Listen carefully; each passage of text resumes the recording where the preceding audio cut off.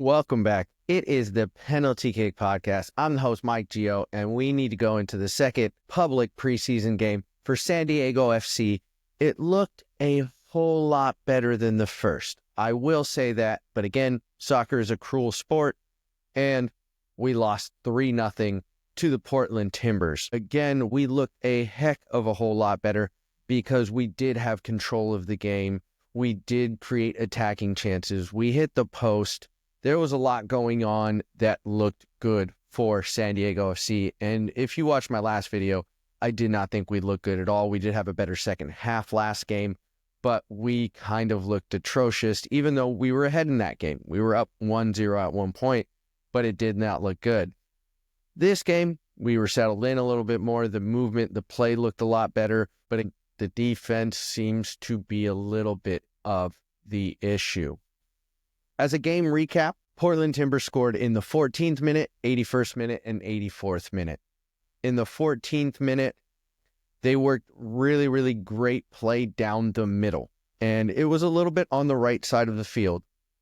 But a deep midfielder passed the ball through not only our midfield, but also through our defense in a straight line pass, very similar to what was happening last game on 2 goals. It was a little bit alarming. You know, I would prefer the 4-2-3-1 formation, but it does seem like we're continuing with the 4-3-3, which does sometimes leave the middle open.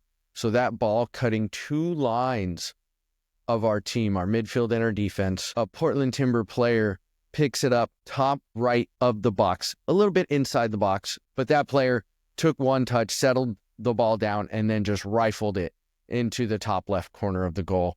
Portland Timbers up in the 14th minute. The problem is going to be our back line.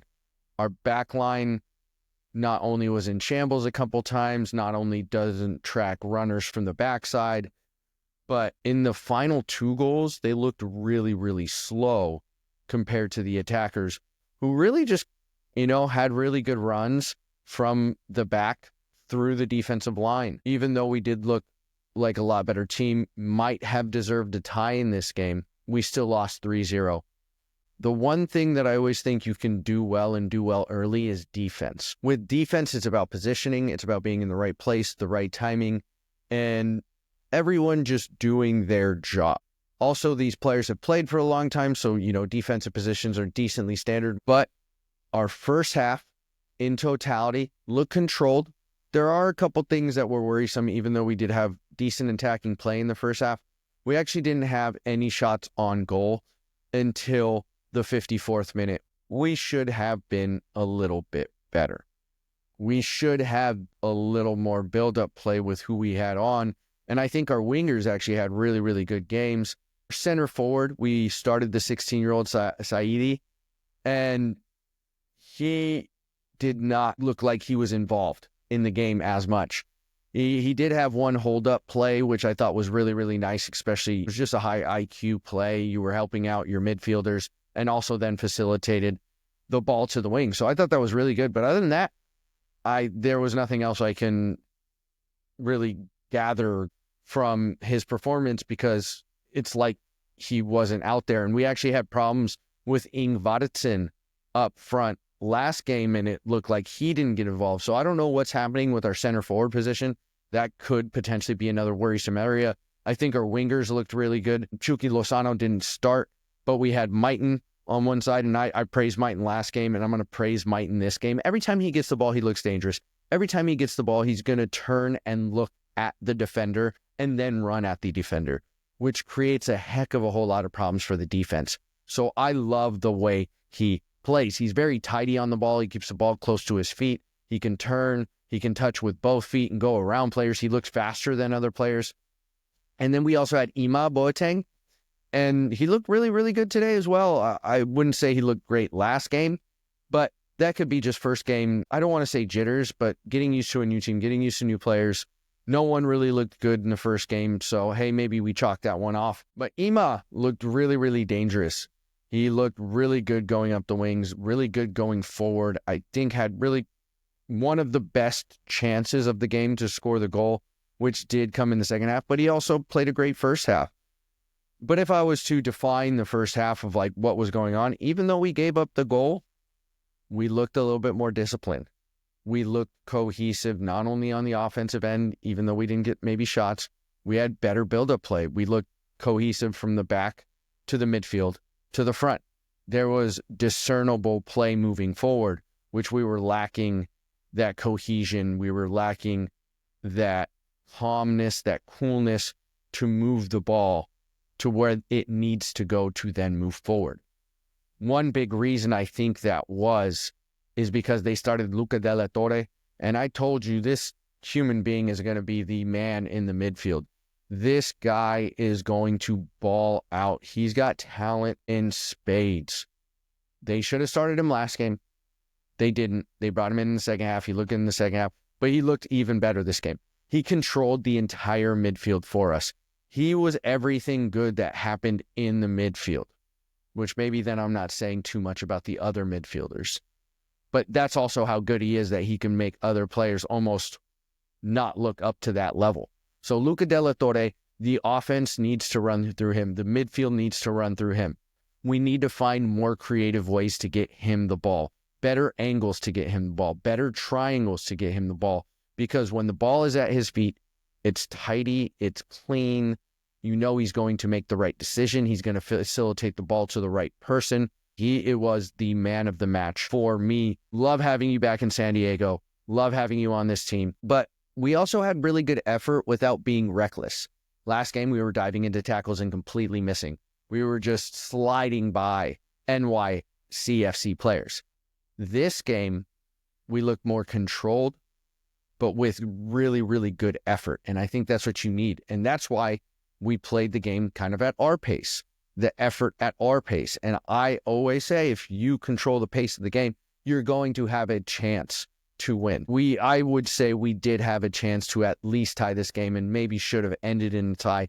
We could have potentially been up 2-1 before Timbers scored their second goal.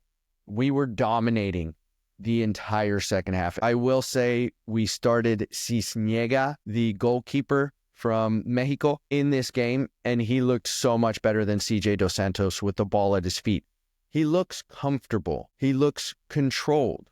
He did have one bad pass, but at least it was a long pass, which didn't create a horrible turnover that led to a goal. It allowed our team to at least get back in some semblance of a defensive position. Yes, it is bad.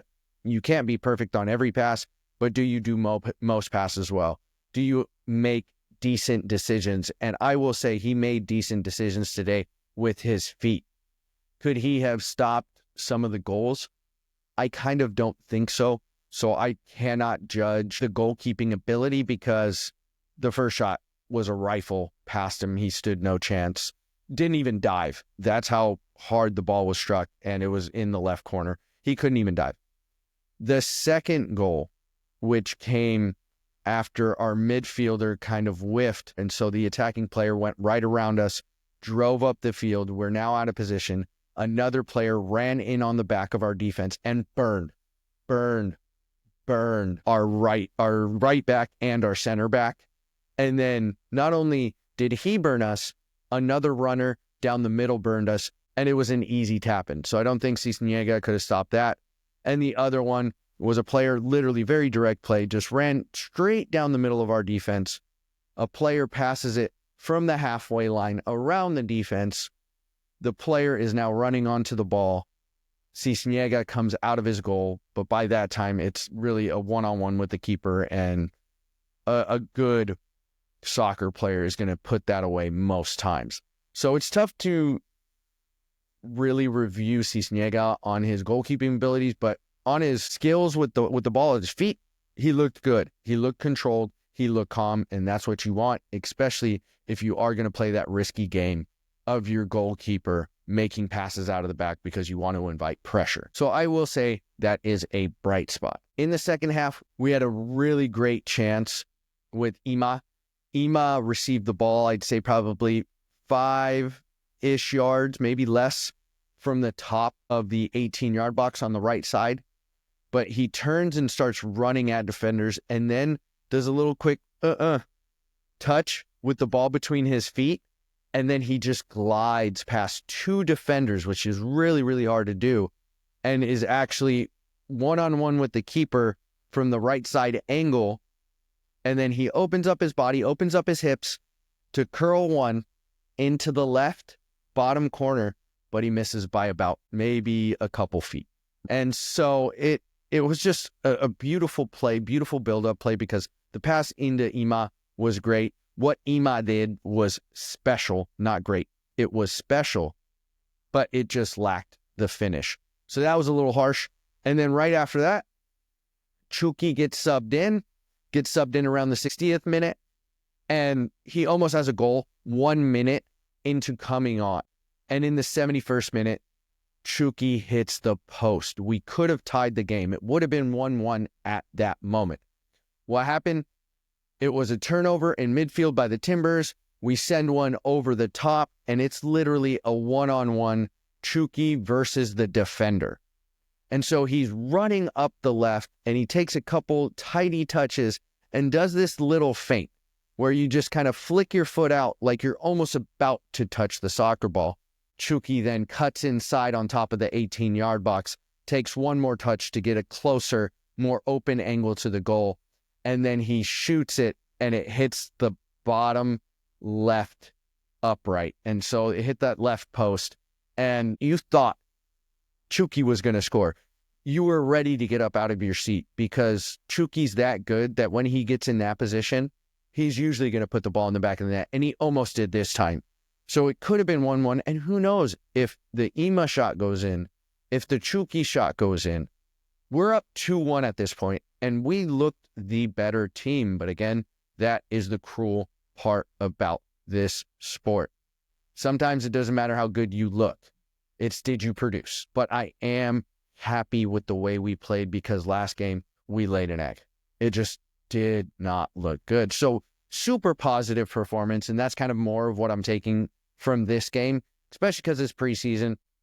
I do have a couple questions. Are we going to continue to play the 4-3-3 if we struggle on defense?